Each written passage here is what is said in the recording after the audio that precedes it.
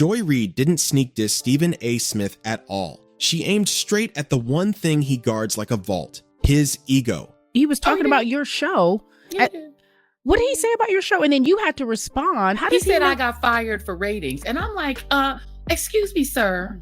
You got $100 million for a show with half my ratings at my worst. I had to literally Google his numbers. I'm like, how many people listen to the show? Is it like 4 million people? Oh, wait, it's like, what, 500,000 people?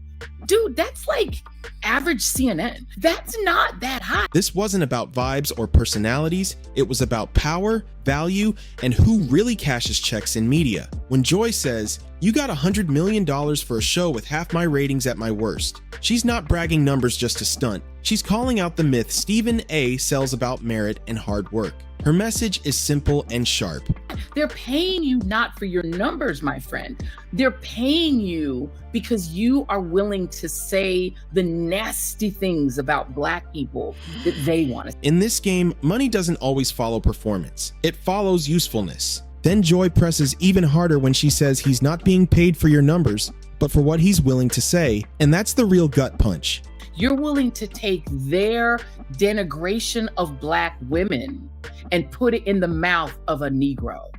And because you're willing to put the denigration of Black women in particular into a Negro's mouth, you now think that, oh, I must be a freaking political genius. But just be clear, you're not being paid for your numbers. You're being paid for what you're willing to do to us for white people's entertainment. She paints Stephen A. not as some fearless truth teller, but as someone rewarded for repeating narratives that tear down Black communities, especially Black women. And when she says, don't come for my friends, that's not noise. That's a clear line drawn, reminding everyone that credibility isn't just individual, it's collective.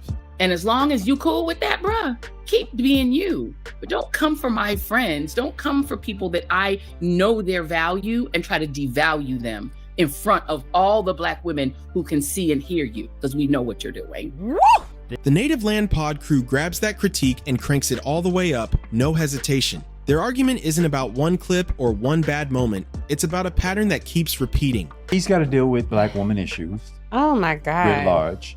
And whatever self-hate exists within him. That is self-hate. I've never seen a clip of him where he actually praises a Black woman. That's what I'm saying. He's got Black woman issue he's got to deal with. Because if you listen to Stephen A. Smith and you find anything other than some absolute pure self-hating little dick energy nonsense from that half-witted idiot basking in the non-existent rays of his own ignorance, it is sad to me that he even gets an audience of Black men. Why aren't Black men right now saying, Stephen A. Smith, we banning him, we not listening to his podcast, we're not watching his show anymore? That's what Black women do. We organize. Yeah. They flat out question why. In their words, they've never seen a clip of him where he actually praises a Black woman. To them, that silence is louder than any loud take or viral rant. There are a lot of Black men who question whether or not they have the ability to breathe and lead in an era of Black girl magic. But I also think the brother's also trying to get and maintain and grow a bag.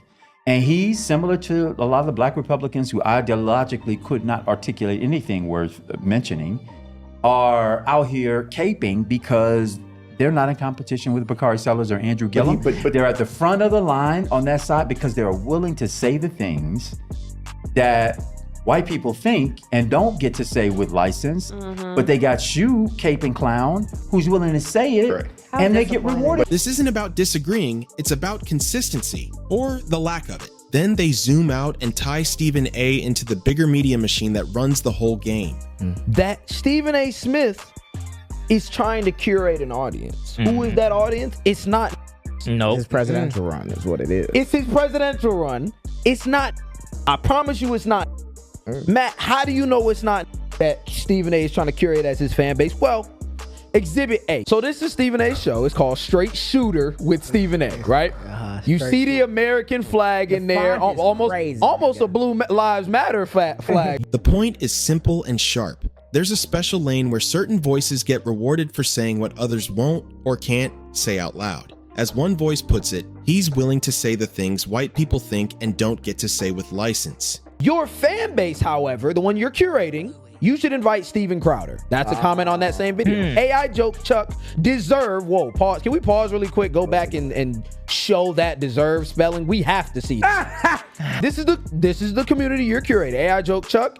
They thought it was funny. We voted for Trump policy. We aren't little. He spelled aren't wrong. We voted for we Trump aren't little policy. sensitive babies about personality quirks. And according to them, that willingness comes with perks, access, money, and a layer of protection most people never get. So the community, let's talk about it though. Let's talk about it. The community, Stephen A. Smith wants to curate RD.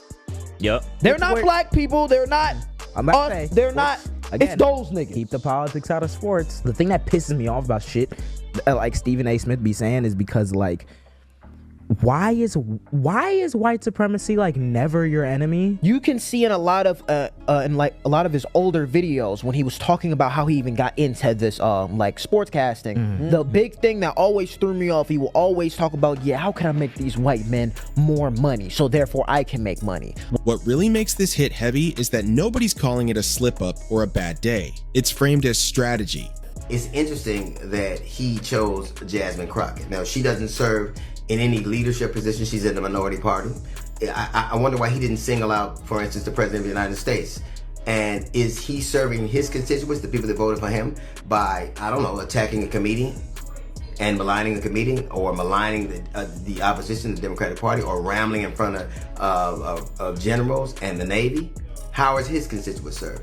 Does he serve his constituents like Mike Johnson, who constantly calls recesses so he won't have to deal of the matters of Congress? Or Jim Jordan, who's been in Congress for 18 years and never has written one piece of legislation in 18 years. I wonder why it isn't those people that he singled out. We're never going to argue about the efficacy of Congress. I think we have an agreement there. I think that they are not effective. I think that they don't do the job. I think that they don't represent their constituents well. But Jasmine Crockett is a member of the minority party. She holds no power. Her party doesn't have any power. She's not at the top of the minority party. She's a very junior congressman. So why would it be her that you would single out? Her job to represent her constituents. When you're in the opposition party, the minority party, your job is to object and to be loud, to be a fly in the orbit, to gum up the works. She's doing what it is she has the power to do, what's in her capacity to do, what's in her bandwidth to do. This is what she's supposed to do.